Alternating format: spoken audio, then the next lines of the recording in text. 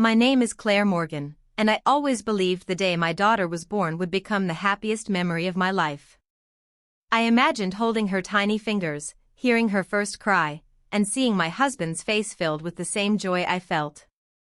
I never imagined that the day I was supposed to become a mother would also become the day I lost everything.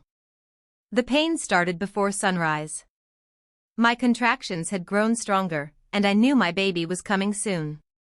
My husband, Dr. Adrian Cole, stood beside me in the maternity ward wearing the same white coat that had made me feel safe for years. He was one of the hospital's most respected surgeons, a man everyone trusted. Nurses smiled when he walked by. Young doctors admired him. I used to feel proud knowing my husband saved lives every day. I never thought that one day, he would decide mine was worth less than someone else's. The delivery room was prepared. My daughter's heartbeat echoed through the monitor, steady and beautiful. I kept one hand on my stomach, feeling her move inside me. Adrian kissed my forehead and told me everything would be fine. But then the doors of the maternity ward suddenly slammed open. A woman rushed inside, wild-eyed and shaking. It took me only a second to recognize her. Vanessa Reed. Adrian's former fiancée. The woman who had disappeared from his life years ago after suffering from severe emotional problems. The woman I had heard about but never expected to see. Before anyone could stop her, she pulled something from her sleeve. A small kitchen knife flashed under the hospital lights. I barely had time to understand what was happening before she drove the blade into my side. A burning pain exploded through my body. I screamed. The monitor beside me started screaming with me. Nurses rushed forward, grabbing Vanessa and forcing her to the ground. My hands instinctively covered my stomach. My baby. My baby was still moving. I could feel her fighting inside me. "Call emergency surgery," someone shouted. "Her blood pressure is dropping." I remember lying there, staring at the ceiling, waiting for Adrian. I thought the moment he arrived, he would come to me. He would hold my hand. He would tell me I would survive. He was my husband. He was my doctor. He was supposed to choose me. But when Adrian finally entered the room with the trauma team behind him, he did not run toward me. He looked past my blood-covered body and went straight to Vanessa. She was sitting on the floor, crying, with only a small scratch on her arm from when the nurses restrained her. Adrian dropped beside her. "Vanessa, are you hurt?" My heart froze. The surgeon examining her was not my husband anymore. He was only a man protecting someone else. Dr. Parker, the obstetric surgeon, grabbed Adrian's shoulder. "Dr. Cole, your wife is critically injured. She needs immediate surgery. We need the reserved blood units prepared for this delivery." Adrian finally looked at me. His expression was calm. Too calm. His eyes moved over my wound as if I were only another patient on a chart. "The knife missed any major organs," he said. "Her injury can wait." Dr. Parker stared at him in disbelief. "She has massive blood loss and she's in active labor." Adrian looked back at Vanessa. "Vanessa has a clotting disorder. Even a minor injury could become dangerous. Give her the reserved blood first." The room went silent. I thought I had misunderstood him. The blood prepared for my delivery. The blood that could save me. He was giving it to her. "Adrian," my voice was barely a whisper. "I'm your wife." He walked closer, but not because he wanted to save me. He reached into his pocket and pulled out a document. A waiver. My mind struggled to understand what I was seeing. "Claire," he said softly, "Vanessa didn't know what she was doing. She had another episode. You're a doctor too. You understand mental instability." I stared at him. My body was shaking from blood loss, from pain, from betrayal. "You want me to sign this?" He didn't answer. He grabbed my blood-covered hand. "This will protect her. The next blood shipment will arrive soon. You can hold on until then. I tried to pull away, but I had no strength left. My fingers trembled. My vision blurred. Adrian pressed my thumb against the paper. My blood left a mark beside my name. My consent never existed. Only his decision did. Then he stood up and walked away with Vanessa. The woman who stabbed me. The woman who wanted my child gone. The woman my husband chose over us. The hallway outside became painfully quiet. I could hear footsteps moving away. No one looked back. No one stopped him. Under the pain, I felt my daughter moving again. A tiny desperate movement. As if she knew she was running out of time. Prepare 2 large 4 lines, Dr. Parker ordered. Start fluids now. Where are the reserved blood units? A nurse checked the system. Her face changed instantly. They were released. Dr. Parker looked up sharply.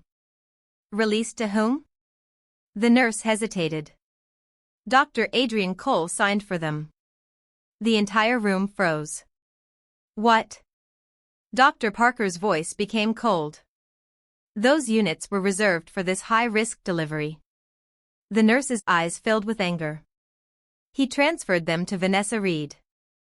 Dr. Parker clenched his fists. She has a small arm injury. Claire Morgan is hemorrhaging. They fought to keep me alive. I watched them moving around me, but everything felt distant. My body was becoming colder. The sounds became slower. The fetal monitor beside me began changing. My daughter's heartbeat, once strong and steady, started fading. Fetal distress, someone shouted. Her heart rate is dropping. I wanted to scream. I wanted to tell them my baby was still here. I wanted Adrian to come back. But he was gone. He had already decided we were not worth saving. The monitor slowed. Each beat became weaker. Then came the sound every mother fears. A long, endless silence. No fetal heartbeat detected. The words destroyed the room. Dr. Parker immediately began trying to save her. Medication. Emergency procedures. Everything they could do. But my daughter had already spent too long without the blood and oxygen she needed. While doctors fought for us, Adrian was in another room holding Vanessa's hand. He was cleaning the tiny scratch on her arm while my blood dried on the floor where he left me. Did I hurt her badly? Vanessa whispered.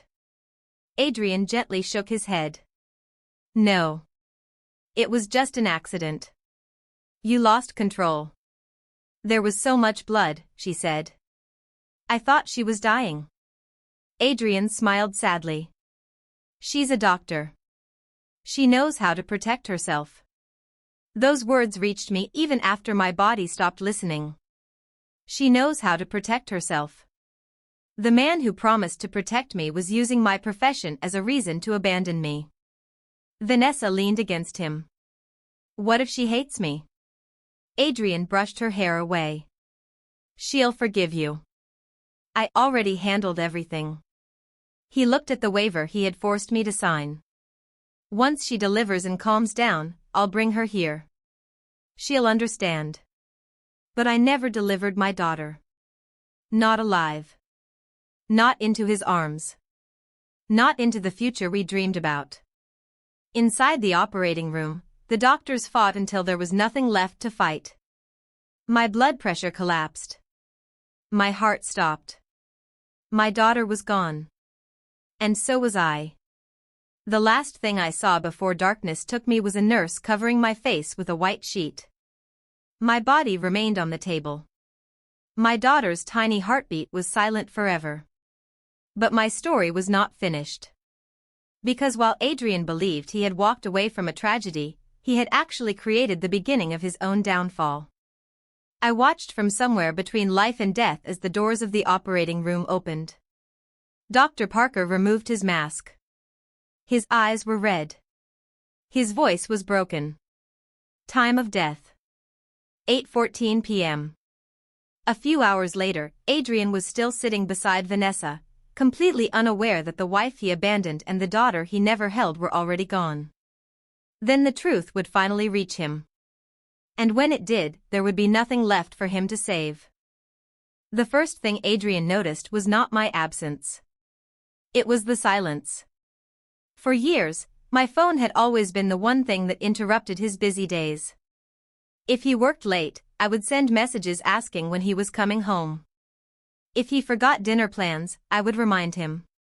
If Vanessa had another emotional crisis, I was always the person he expected to understand. But after he walked away from me in that maternity ward, my messages stopped forever. My silence should have terrified him. Instead, he assumed I was angry. He sat in Vanessa's private hospital room, gently wrapping another layer of unnecessary gauze around her tiny scratch. The injury that had stolen my blood. The injury that had been placed above my life. "Adrian," Vanessa whispered, her voice trembling, "do you think Claire hates me now?" He looked at his phone screen. My name was still at the top of his contacts. No new messages. No missed calls. Nothing. His eyebrows tightened slightly. "She's probably upset," he said. "She always overreacts when she thinks I'm choosing someone else." I floated beside him, listening to the man I loved turn my pain into an inconvenience. He typed a message to me without knowing I would never read it. "Stop being childish and answer me. Vanessa has already suffered enough. Don't punish her because you're jealous. Don't use the baby to manipulate me." I watched the words appear on his screen. Words meant for a woman who was already dead. He locked his phone and placed it on the table. "Once Claire calms down, I'll bring her here," he told Vanessa. "She'll apologize." Apologize. That word almost made me laugh. My body had been opened by a knife. My daughter had died inside me. My husband had taken away the blood meant for us. Yet somehow, I was supposed to apologize. Then two nurses walked past the open door. They did not notice Adrian at first. Their voices were quiet, but the room was silent enough for him to hear every word. "Did you hear about the patient from maternity last night?" one nurse asked. "The woman who was stabbed?" "Yes. She didn't make it. Neither did the baby." Adrian stopped moving. The glass of water in his hand tilted slightly. A drop fell onto his fingers. He did not wipe it away. Vanessa noticed his expression change. "What patient?" she asked quickly. The nurses froze when they saw Adrian standing there. His face had gone pale. "What woman were you talking about?" The younger nurse looked uncomfortable. Then Nurse Emily stepped forward, holding a blue folder against her chest. "She had been there when I died. She had seen everything." "Dr. Cole," she said quietly. "The patient was Claire Morgan." Adrian stared at her. No, his voice was barely audible. "No, that's impossible." The nurse swallowed. Time of death was 8:14 p.m. The baby girl did not survive. The glass slipped from Adrian's hand. It shattered across the floor. Vanessa jumped at the sound. "Adrian," but he did not look at her. He was staring at the nurses as if waiting for someone to tell him it was a mistake. "She was stable," he whispered. "She could wait." The blood was coming. Nurse Emily's eyes filled with tears. The blood arrived after she was already gone. He shook his head. "She's a doctor. She knows how to survive." The words sounded different now. Even he heard how cruel they were. The same excuse he used to abandon me had become proof of what he had done. Adrian pushed past everyone and ran toward the operating room. I followed him. The place where he had left me was empty now. The lights were off. The instruments had been cleaned. But some things could not be erased. A faint stain remained near the operating table. A reminder that someone had died there. Dr. Parker stood outside the room. When he saw Adrian approaching, his expression changed from exhaustion to anger. "Where is my wife?" Adrian asked. Dr. Parker looked at him for several seconds. "Your wife," he repeated.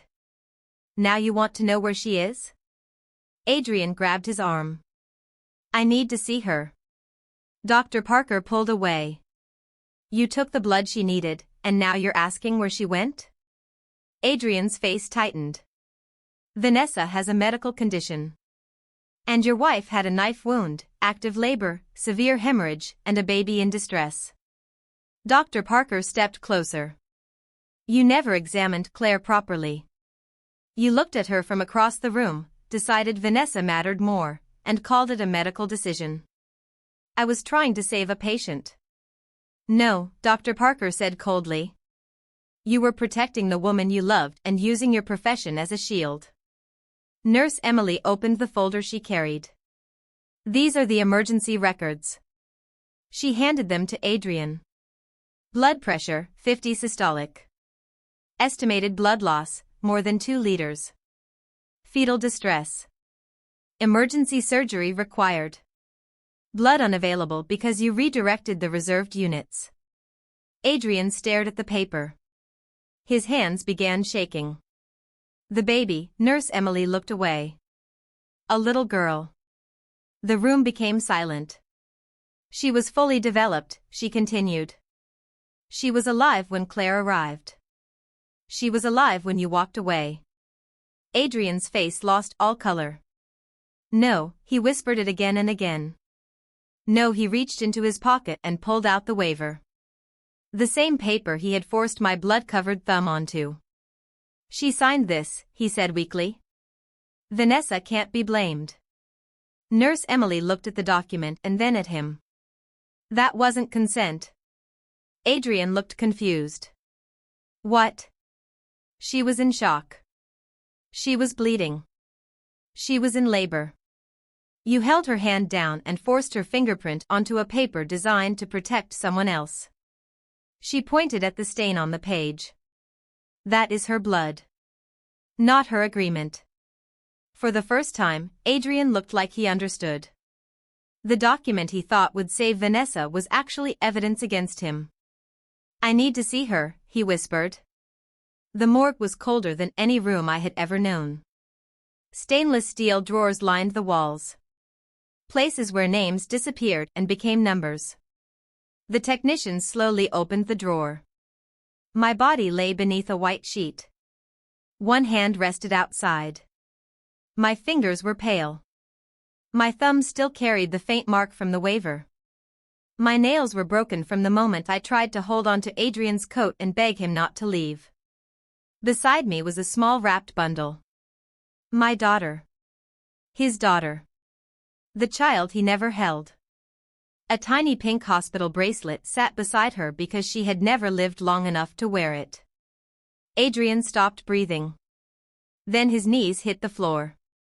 "Claire," the morgue gave him no answer. He reached toward my hand, but Nurse Emily stopped him. "Don't." He looked up in disbelief.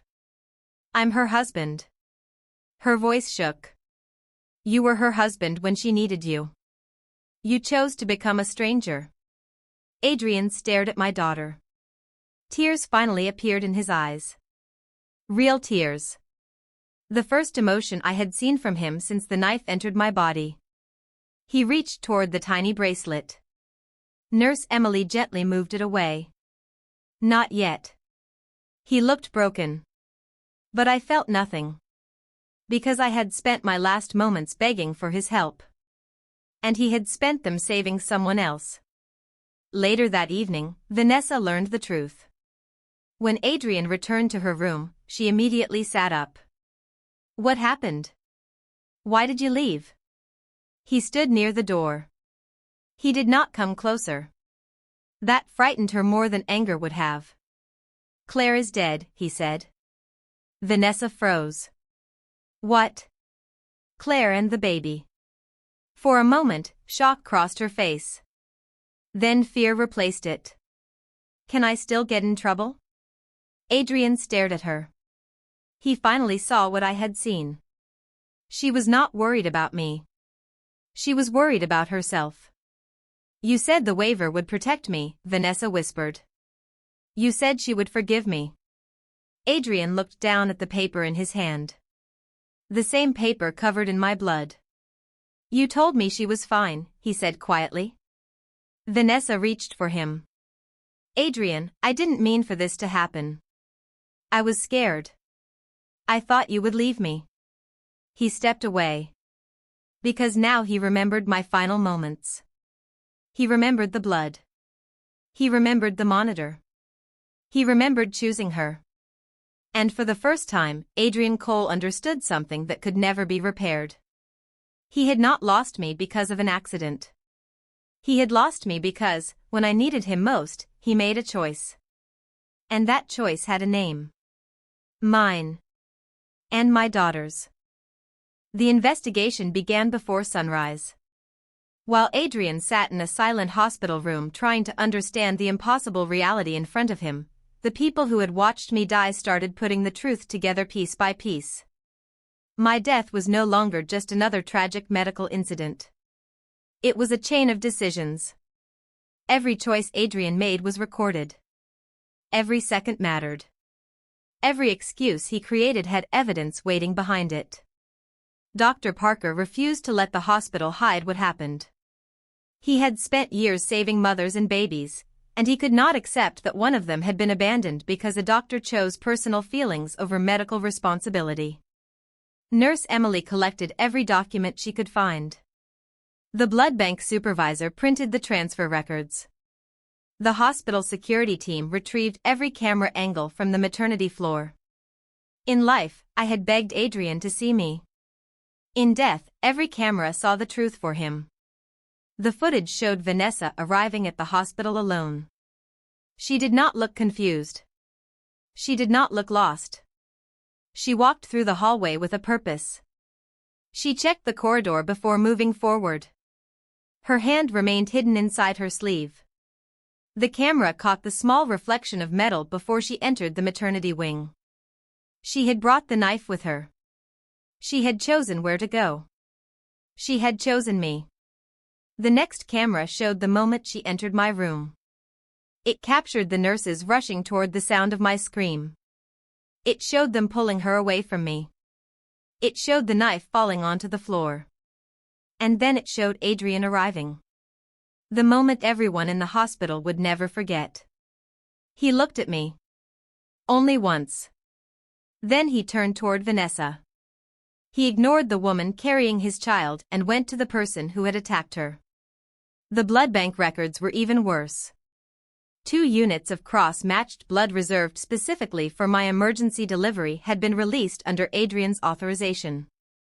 The reason listed was Vanessa Reed's medical condition. But when the doctors reviewed her records, the truth became obvious. Her injury was a superficial scratch. The bleeding had already stopped. She never needed the blood. She never needed the emergency priority. I did. My daughter did. But the blood that could have given us a chance was sitting unused in another room because Adrian wanted to protect Vanessa. The waiver was examined next. The legal department immediately questioned its validity. My fingerprint was on it, but my consent was not. I had been in hemorrhagic shock. I had been in active labor. I had been in severe pain. Adrian was not a neutral doctor helping a patient. He was my husband protecting the woman who had hurt me. The document that he believed would protect Vanessa became the strongest evidence against him. Every piece of evidence created a picture Adrian could not escape. He had not simply made a mistake. He had created the conditions that led to my death. When Adrian was called into the medical review room the next morning, he looked nothing like the confident surgeon everyone knew. His white coat was gone. His perfect appearance was gone. He looked like a man who had not slept since the world collapsed around him. Dr. Parker sat across from him with the records spread across the table.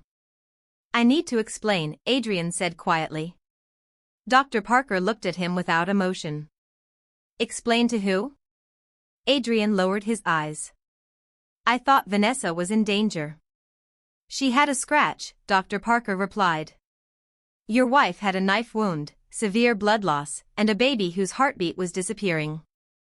Adrian clenched his fists. You don't understand her condition. No, Dr. Parker said. You don't understand what you did. The room became silent. You were not making a medical decision. You were making a personal decision in an emergency room and hiding behind your title. Adrian looked away. I believed Claire could survive until the next shipment arrived. Dr. Parker's expression hardened. She was alive when you walked away. Those words destroyed him more than anything else. Your daughter was alive too.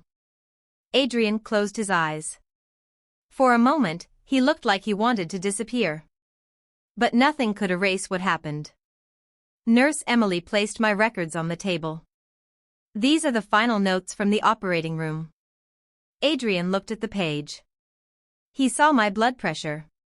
He saw the estimated blood loss. He saw the emergency procedures. He saw the final line. Maternal death, 8:14 p.m. Fetal death confirmed. His hands trembled. She was a girl, Nurse Emily whispered. Your daughter was a girl. Adrian covered his face. But the tears came too late. They could not reach me. They could not bring back the child who never opened her eyes. They could not undo the moment he chose another woman over us. The hospital board meeting was scheduled within days. My parents demanded answers. They refused every attempt to make the situation quiet. My mother wanted everyone to know her daughter's name. My father wanted everyone to know what had been taken from us. The room was filled with doctors, administrators, investigators, and lawyers. Adrian sat alone at the end of the table. Vanessa was not there. She had already been placed under psychiatric evaluation after investigators reviewed the evidence. The first person to speak was Dr. Parker. He described every detail of that night. He described my condition. He described my daughter's fading heartbeat. His voice remained controlled until he reached the final moments. We tried everything, he said quietly. But we were fighting against time we never should have lost. Then the blood bank supervisor presented the records. The reserved units were removed at 7:56 p.m. They were authorized by Dr. Adrian Cole. The board members looked toward Adrian. He had no answer. The legal officer presented the waiver. This document cannot be considered valid consent. She explained my condition. The pressure. The conflict of interest. The lack of witnesses. This was not protection, she said. This was coercion. My father placed printed copies of Adrian's messages on the table. Messages he had sent after my death without knowing I was gone. Stop ignoring me. Vanessa has suffered enough. Don't use the baby to control me. My mother read those words silently. Her face changed. She looked at Adrian with a pain deeper than anger. She died while you were blaming her, she whispered. Adrian tried to speak. I didn't know. My father looked at him. That is exactly the problem. The room became silent. You were her husband. You were her doctor. You were the person she trusted most. And you never even looked closely enough to know she was dying. The final evidence shown was the security footage. The entire room watched Adrian walk away from me. Nobody moved. Nobody spoke. When the video ended, the truth was impossible to deny. The medical board announced their decision immediately. Adrian Cole was suspended from all hospital duties pending further investigation. He lost access to patients. He lost authority. He lost the position he had built his entire life around. The badge he once wore proudly was removed from his office. A small piece of plastic. A small sound. But for Adrian, it was the sound of his entire world collapsing. Meanwhile, Vanessa's evaluation continued. At first, she repeated the same story. She said she had been confused. She said she lost control. She said she never intended for anyone to die. But the evidence did not match her words. The investigators showed her the security footage. They showed her hiding the knife. They showed her walking directly toward my room. Then they played the audio recorded from the hallway. My heart stopped when I heard it again. Her voice. Clear enough. Cold enough. Once Claire and the baby are gone, Adrian will have nobody left except me. The room went silent. Vanessa stopped crying. The excuse disappeared from her face. For the first time, she understood that Adrian could not protect her anymore. The investigator asked, "Is that your voice?" Vanessa looked down. No answer. "Is that your voice?" Her hands tightened. Finally, she whispered, "Yes." The truth had finally arrived. Not as revenge. Not as anger. But as something stronger. Proof. Adrian heard the recording later. He sat across from Vanessa, listening to the words that destroyed the illusion he had protected for years. Vanessa reached for him. "Adrian, tell them I didn't mean it." He looked at her hand. Then he looked away. For the first time, he did not defend her. For the first time, he saw the woman he had sacrificed everything for. Vanessa's expression changed instantly. Panic replaced sadness. Because she realized the one person who always saved her was finally gone. And Adrian finally understood the cruelest truth of all. He had spent his life trying to be someone's hero. But the person who needed him most had died because he refused to be one. Months passed after the night my life ended, but the consequences of Adrian's choices continued to spread. The hospital that once celebrated his name now treated it like a warning. His portrait disappeared from the hallway where Doctors of the Year were honored. His office was sealed. His schedule was erased. The same people who once admired him now lowered their voices when they spoke about him. Not because they feared him anymore. Because they knew the truth. Adrian Cole was not the hero everyone believed he was. He was the man who abandoned his wife and daughter when they needed him most. The criminal investigation moved forward. Vanessa was charged after investigators confirmed that her actions were not simply a moment of confusion. The footage, the medical records, and the audio recording showed intention. She had carried the knife into the maternity ward. She had chosen my room. She had attacked me while I was about to give birth. Her lawyers tried to explain everything through her mental health struggles. They talked about episodes, emotional instability, and fear of abandonment. But the evidence remained. Illness could explain why someone needed help. It could not erase what happened. It could not erase the knife hidden in her sleeve. It could not erase the words she whispered while I was dying. Adrian's own case became even more complicated. His lawyers tried to argue that he had acted under pressure. That he believed Vanessa's condition was dangerous. That he expected me to survive until more blood arrived. But every doctor who reviewed the case saw the same thing. He had made a personal choice during a medical emergency. He had allowed his feelings to override his duty. He had taken the blood reserved for his wife and unborn child and given it to the person who caused their injuries. The medical board delivered their final decision before the end of the year. Adrian's medical license was revoked.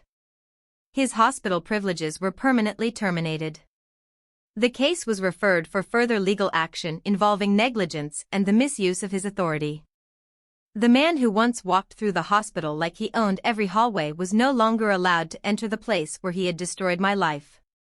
Vanessa heard the decision while sitting in a secure psychiatric facility. She asked about Adrian immediately. "Has he visited?" she asked. The nurse looked at the file in her hands.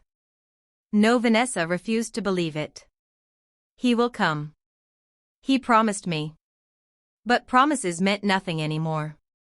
She had built her entire world around the belief that Adrian would always choose her. She never imagined that one day he would finally see what everyone else had already seen. That protecting her had cost him everything. My parents spent those months fighting for justice.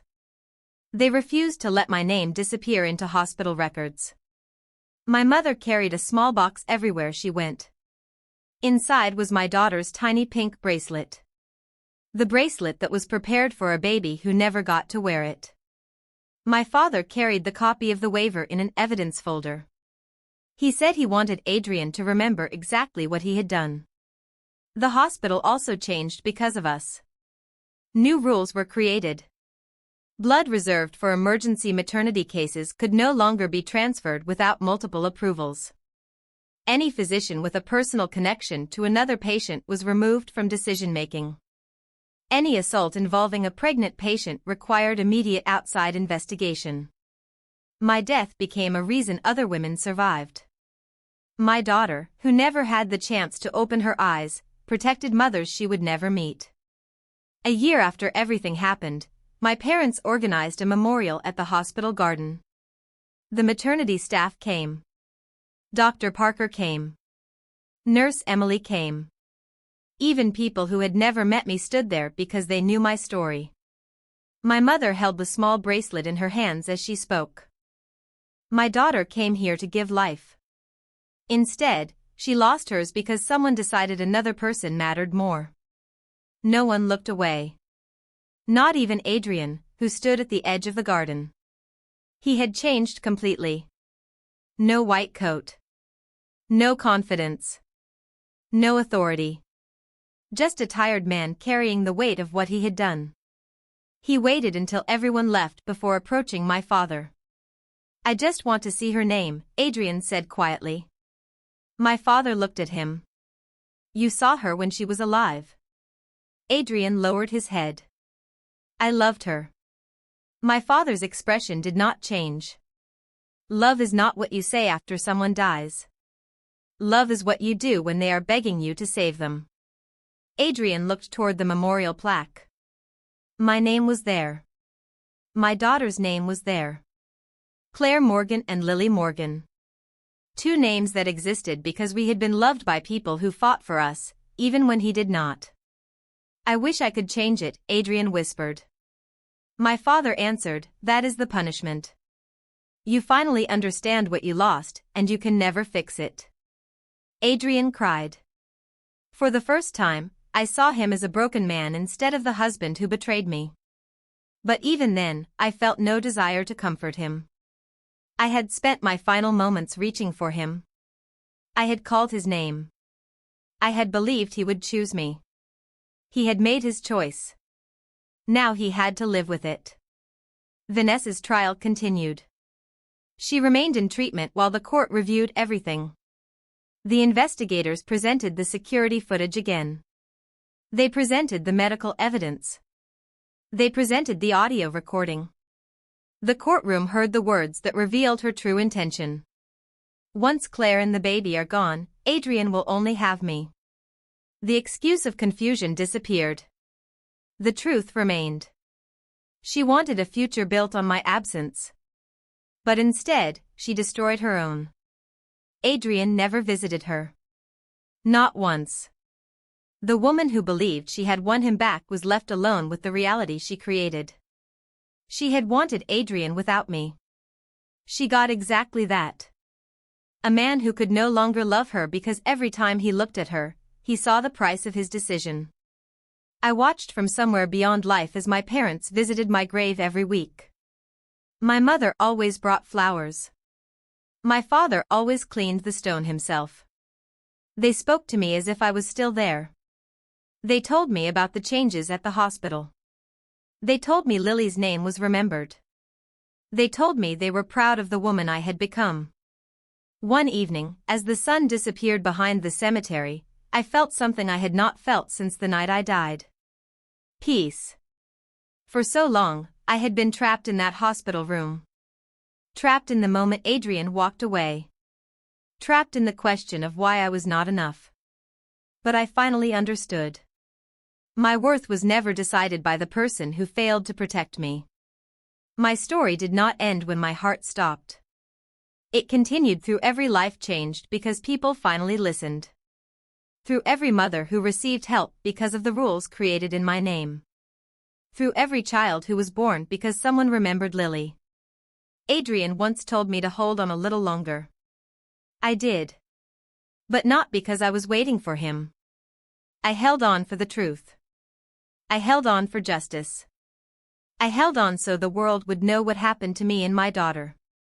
In the end, Adrian lost the things he thought made him powerful. His career. His reputation. His position. His future. Vanessa lost the person she destroyed everything to keep. But my parents kept the truth. My daughter kept her name. And I finally let go. Because revenge was never about watching them suffer. Revenge was knowing they could never erase us. They could never pretend we did not exist. Claire Morgan and Lily Morgan were not just a tragedy in a hospital file. We were the reason the truth came out. We were the reason others were saved. And even though I never heard my daughter cry, even though I never held her in my arms, I knew one thing. She mattered. I mattered. And no one could ever take that away from us.